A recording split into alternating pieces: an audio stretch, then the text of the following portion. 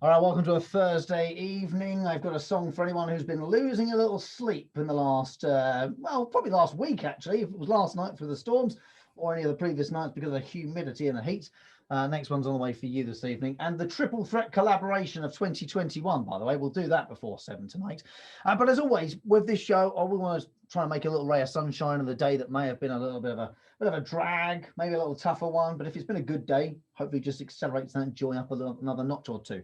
But if we can also use the show to do something good, be helpful, then I am all up for that as well. And please feel free to get in touch if there's something you feel needs a little mention on the show. You're very welcome to reach out to us while we're here or drop us emails as well. That is absolutely a-okay. And in the last few months or so, we've done a lot working with the Essex Cultural Diversity Project, talking about all manner of different events and causes. And we're very happy to say that they're back with us tonight, thanks to Indi Sandhu is with us. Indi, how are you?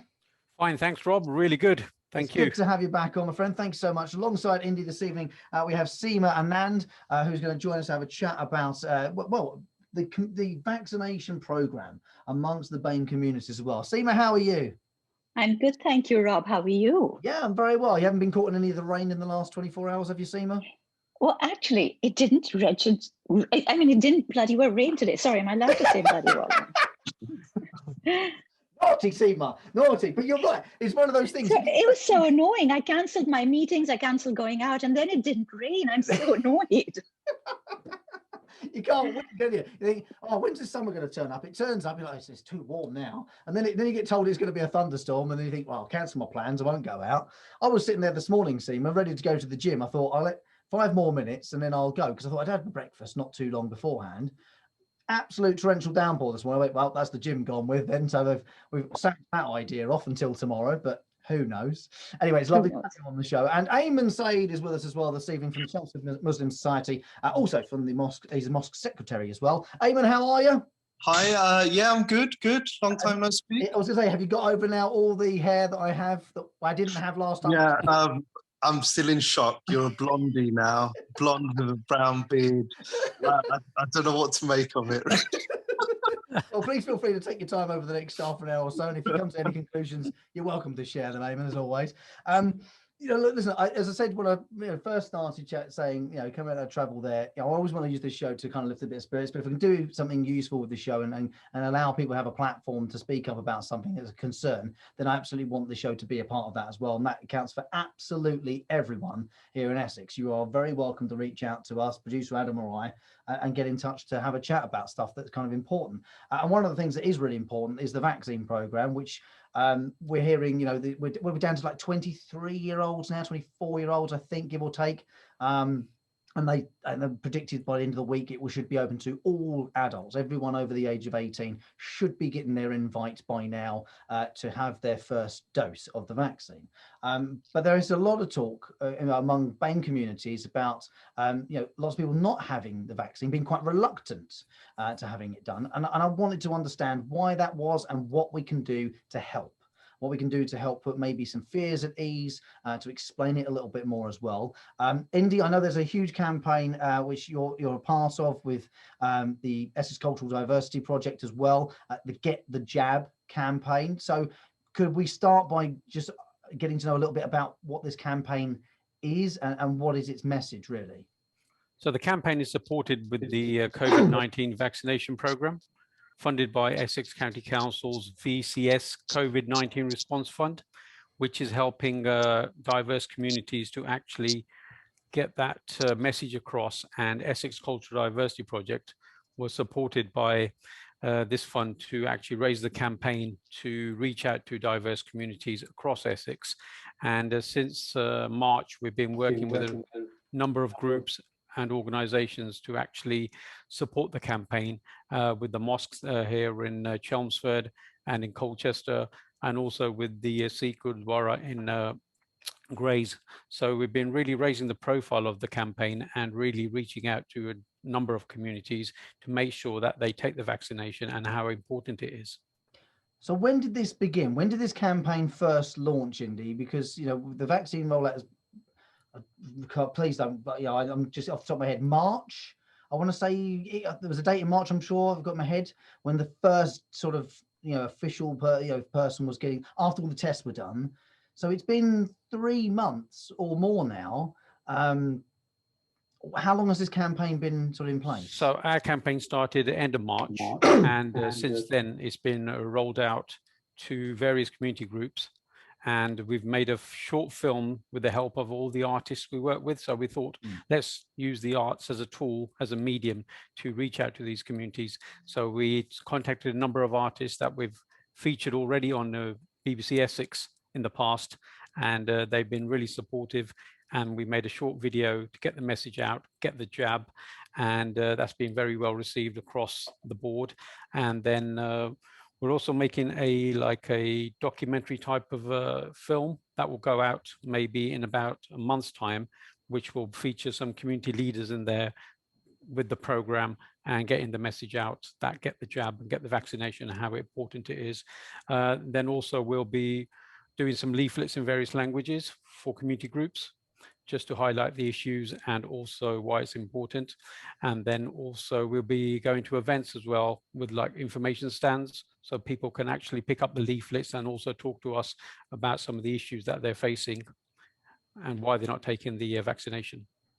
The fact that you launched the campaign at the end of March makes me think there was a sort of a knowledge before it even began rolling out that there may have been some hesitancy in people taking the vaccines in the first place. Now, I know Seema's going to talk a little bit about this because there's very good reason for this.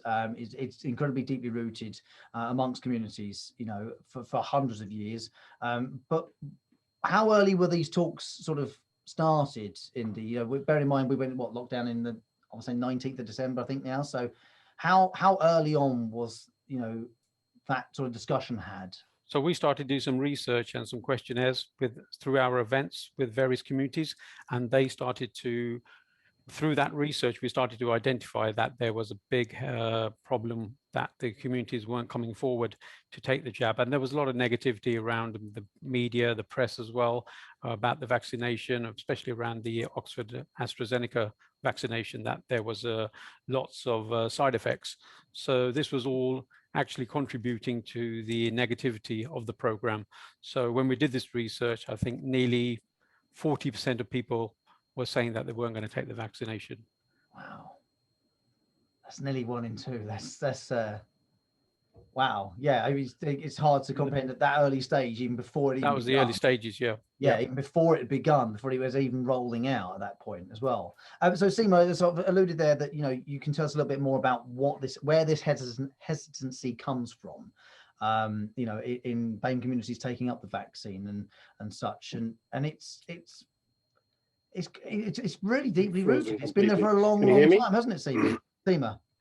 It has been very deeply rooted, and I have to say, Rob, that from the research that I've been doing, it isn't just the diverse communities that have had the problem with it.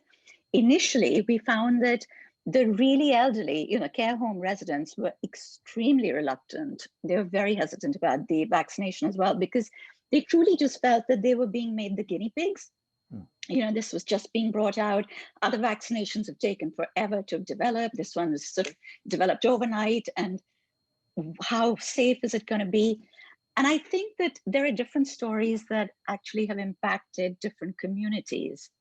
This documentary that Indi was talking about, I did some research on some of the stories from the past. And it's actually quite incredible how much of this fear was instilled into people for reasons other than the actual lack of safety around the vaccination. It was deliberately instilled in certain cases.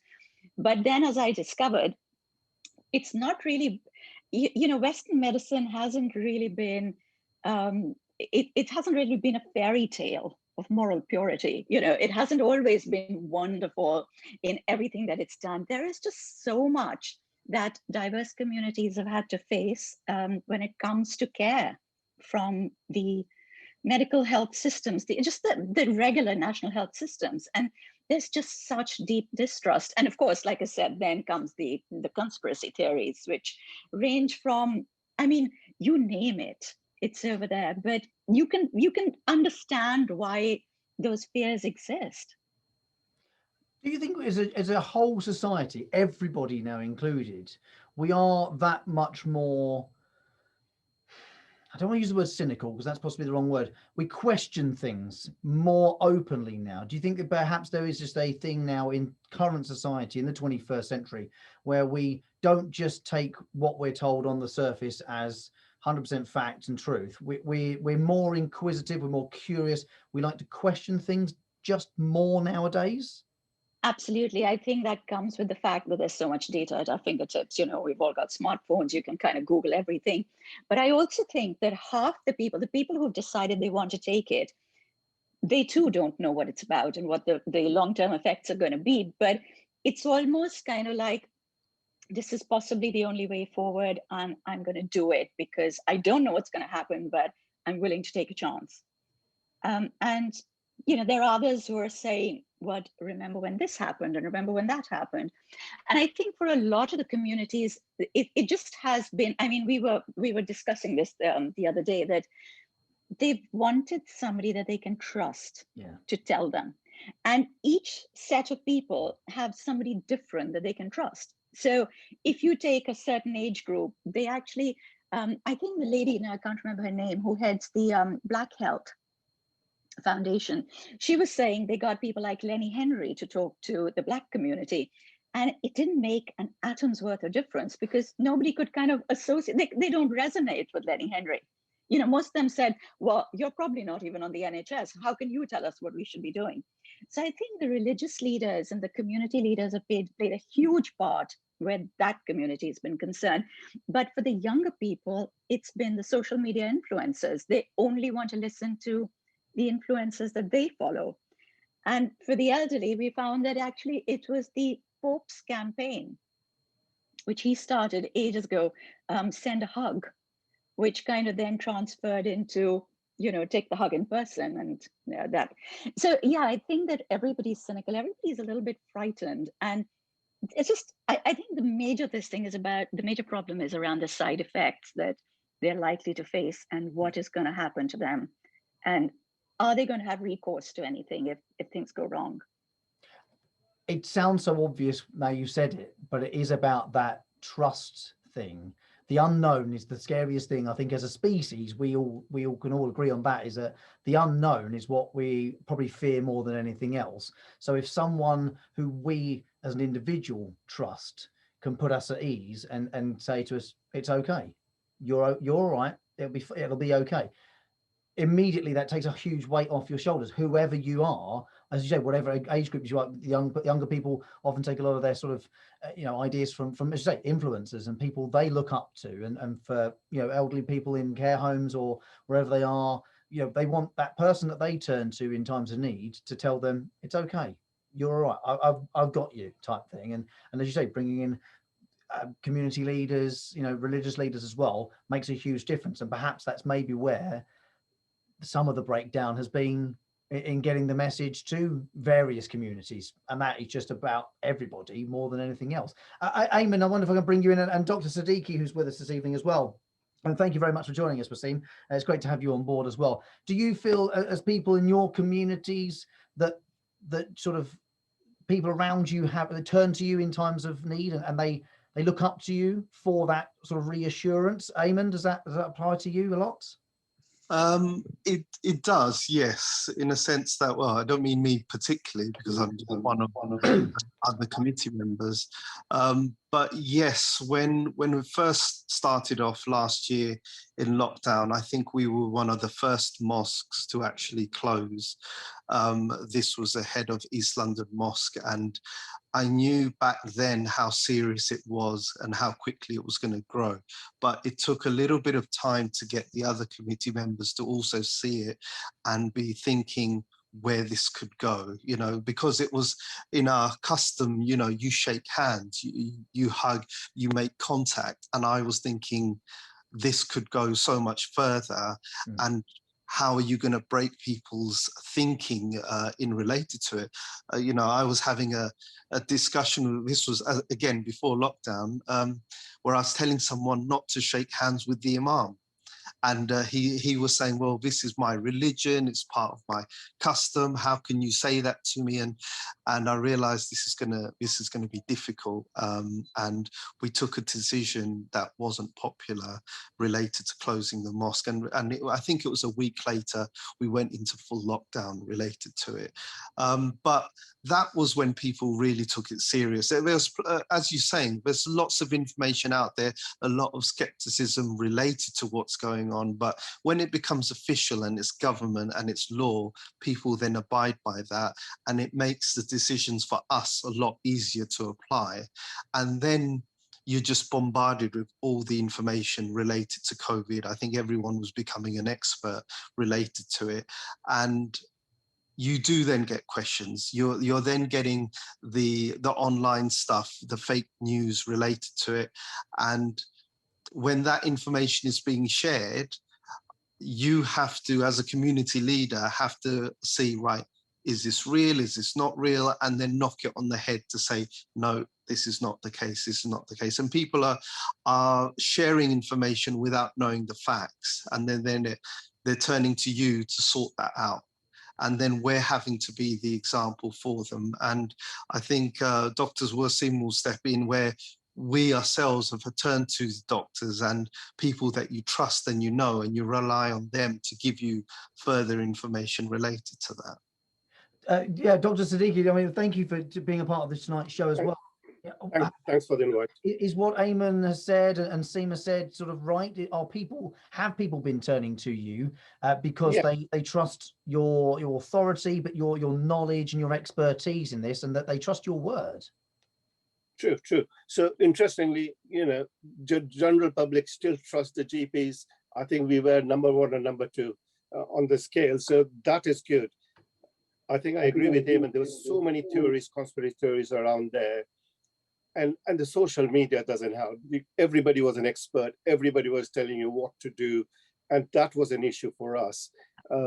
One thing we found in our surgery that when the doctors and the nurses and the receptionists started vaccinating, that fear started going in general public because people started ringing and asking questions, is it safe? Is it safe? And the message was very clear. It is safe. You must take the vaccine.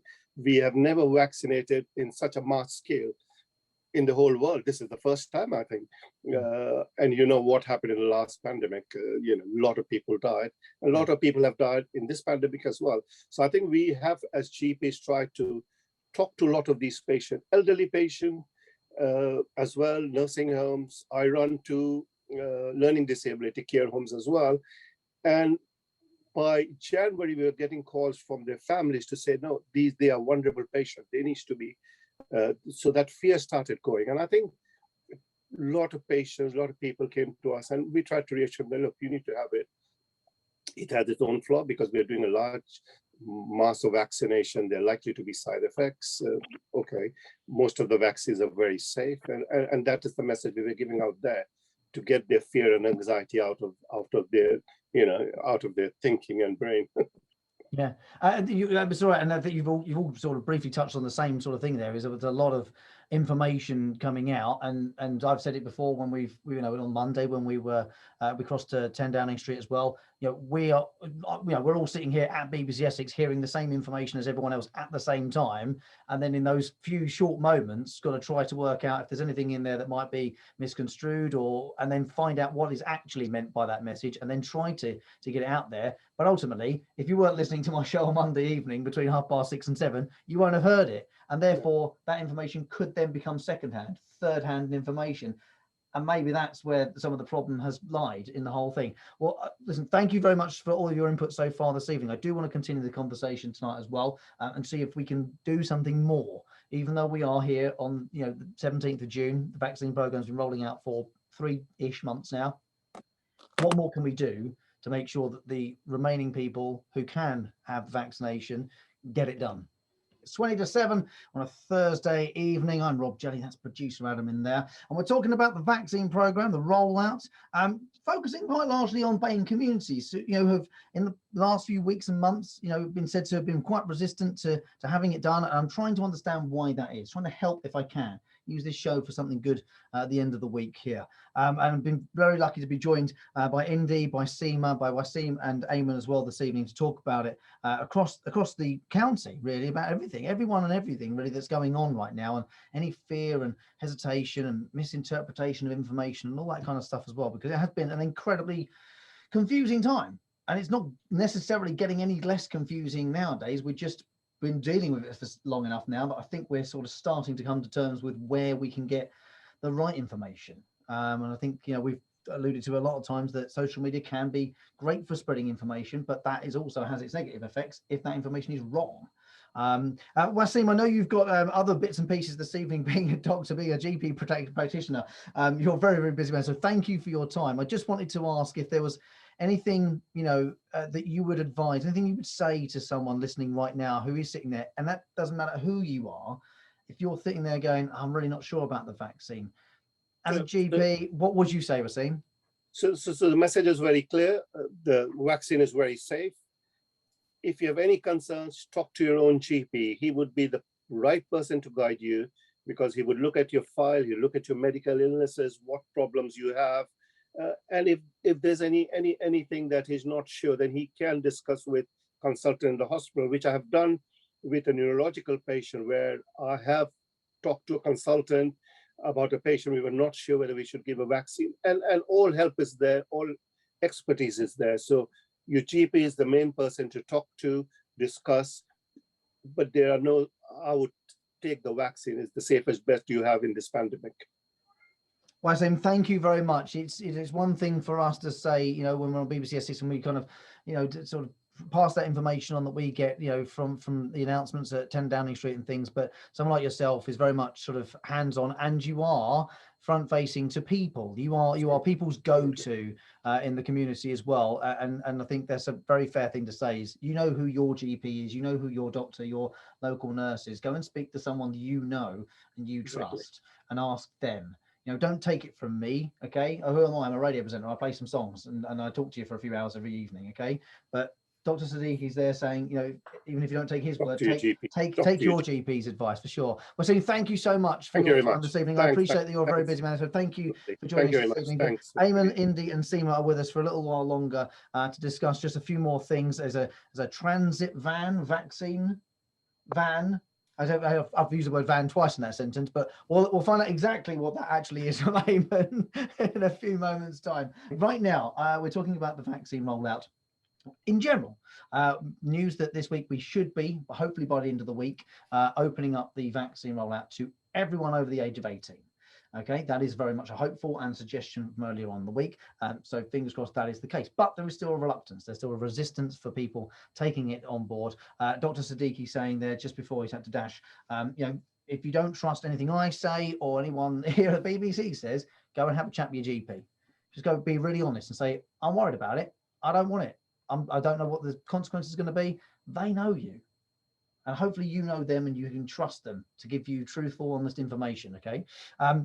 But there was a few things I did want to kind of touch on as well this evening. And Aymen, I wanted to ask you a little bit about the Ford Transit, which you've turned into a vaccination van.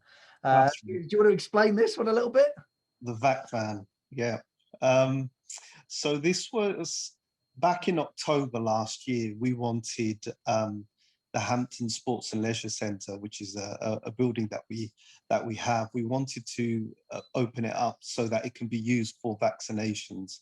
I'd spoken to the MP and a councillor or two, and the logistics around doing that was just too difficult, because I think Pfizer was the one available at the time.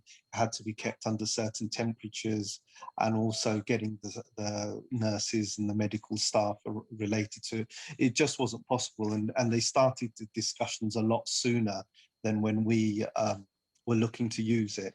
So it then moved on to January, and I got in touch with a few other people within a medical profession, and they actually offered me Colchester Football Stadium, which was a vaccination centre.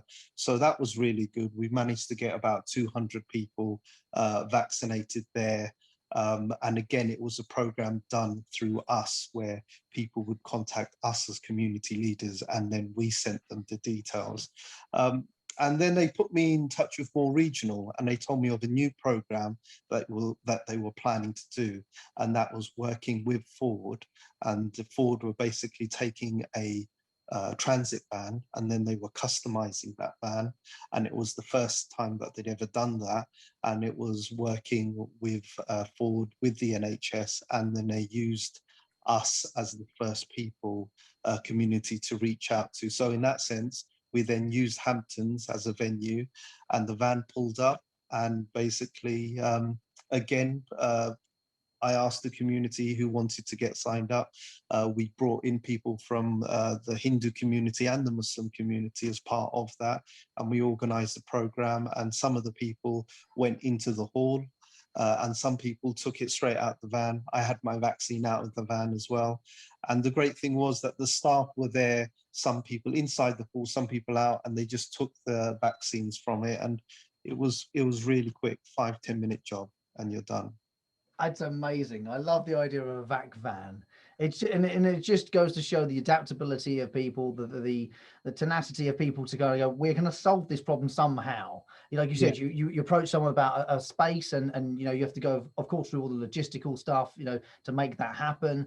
And at times you just have to kind of go, this is not going to work. It's not going to benefit in the long run. It's going to be too costly, or it's going to take too long. Exactly, absolutely. So you think, okay, we've tried that avenue, no go on this one, let's look at something else. And the fact that I guess we're lucky enough that we have the commercial centre at Dunton here for Ford, probably helped the fact that we were essentially pioneers. Let's not beat around the bush about it. We were pioneers in the vac van world, which is brilliant. And who knows how that will develop from this day forward, to helping even more sort of remote communities, not just in the UK, but anywhere in the world, getting a vaccine centre essentially installed in the back of a Land Rover or something, and helping people who live out in the middle of nowhere in all sorts of countries of the world, which I think is, if I've just thought of that right now on the spot, then a smarter person than I has definitely thought about it with some proper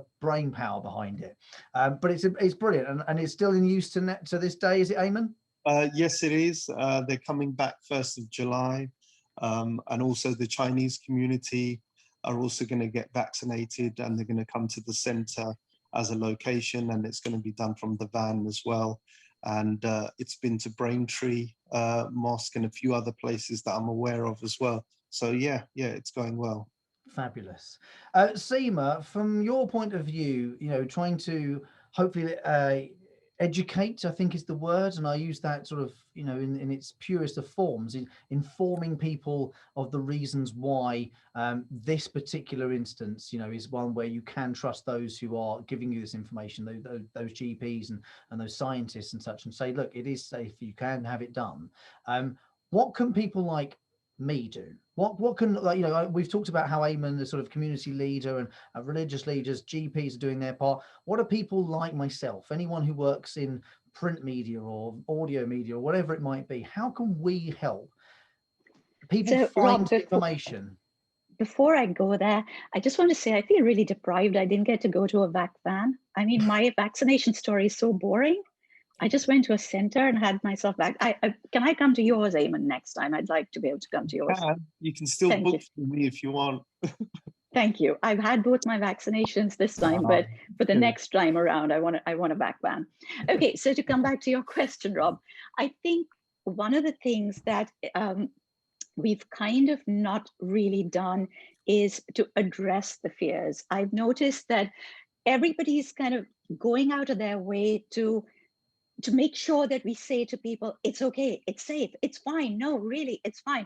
And like Dr. Siddiqui said, this is one of the largest rollouts in the world. I mean, I don't think there's a precedence for this, that, so many people so quickly being vaccinated against something. And what's happened is that we're kind of pushing the fears, those very real fears that are in people's heads, even if we call them conspiracy theories or call them ridiculous, we're pushing them under the carpet, we're silencing them because people really don't have enough time to deal with that. The NHS is totally overwhelmed. people are overwhelmed. They don't have the time to go around, listening to everybody's fears and saying, okay, well, this is going to be like this, and you're thinking this because of that. And I think that that's what we actually need to do. For most people, that's the first thing that needs to be put to rest before they can take the next step and say, okay, I trust you and I'll take your word for it. So I think we're a little bit putting the cart before the horse, where we're sort of going straight out. And I understand why we're going straight out to say, hey, you need to trust us. You need to have the vaccination. Go ahead and have it. But we've got to understand that these fears don't just crop up out of nowhere. There are centuries of issues that have happened, and communities and their ideas are based and they're built on all the things that they've faced and they've seen their families face over the years. So I really think that the first thing that you can do is to invite people to actually talk about what frightens them and what they're afraid of, and give them a place to voice their fears, because that's the one thing that's not happening. They're just being shut down and being told that they have to trust. There you go. So my gesture to that is that I will be a better listener. I've been hearing a lot about this, and it goes back to the sort of the very overriding subject of all, the mental health side of things, is that sometimes some of us can be sort of fixers, and we want to kind of find out what's the problem. I want to fix it for you. And some people like to try to jump in and solve the answer and guess what's wrong. Sometimes you just need to be a listener. Sometimes you just stop, shut up, and listen, which admittedly is not a particularly good trait for doing a radio show if you haven't got anyone to talk to. But I can be a better listener for sure, and I think we can all do that. If we are all slightly better listeners, then perhaps we can allay some of those fears in the first place, and then we can help people understand and be informed as to why it is safe and why it's okay to go and get it done and that sort of thing in the future. And lessons have hopefully are and will continue to be learned from this incident, and let's hope we never have to go through it again. But I mean, what's sad, Rob, one thing that's happened is that between the second lockdown and the third lockdown, there was a high rise in people getting vaccinated within the BME community. I think in particular, it was that moment that I'm aware of that we had a lot more deaths that happened within the BME. I mean, I know of at least 6 people who have passed away. And I think when you're not able to relate to it, or you don't know of someone who's passed away from COVID, it's very easy to think it's out there, it doesn't affect you and everything. But it's only when it starts coming closer to home, do you know someone who's died from it or relate to it? That's when you can get concerned for your own family or for your own members, or the impact that you might have if you have COVID. And as I say, one member who passed away, it was from a doctor that passed it on, and other people related to different incidences. It just can happen any time, anyhow, you just don't know. And the side effects are just so much smaller in comparison to the larger impact it could have from losing a loved one. And it's that thing that people kind of not realize. Very fair point to make, Aymen. Thank you very much for doing so. And India, the final thing I would ask you to do is really, after once again thanking you for helping us bring this to the show tonight, is remind us about the campaign, the Get the Jab one, the video you've got out, the documentary that's being made as well. Where can people, if they want to reach out to yourself, find out a little bit more about this campaign? So you can follow us on our social media and also on our Facebook, Twitter, and our website, www.essexcdp.com, and all the campaign information is available there on the website. Get the Jab is the name of the campaign. Please go and have a look at Essex CDP, as Indi said. And thanks once again, Indi, for helping us bring together Aymen, Seema, Wasim as well, and for yourself joining us tonight as well. As I say, right at the very start of this chat, I love making people smile and laugh and lifting the spirits up, even if you have a good day. But if we can use this for good as well, then I'm all for it as well. So thank you very much for each of you for sharing your evening with me and for getting out what is a very important message as well. And I hope, even if we've not allayed any fears or concerns you may have, we've at least given you an idea of who you can go and speak to in order to perhaps maybe put some of those at bay as well. So thank you so much for everyone. Look after yourselves and stay safe. And I hope to catch up with you all very soon.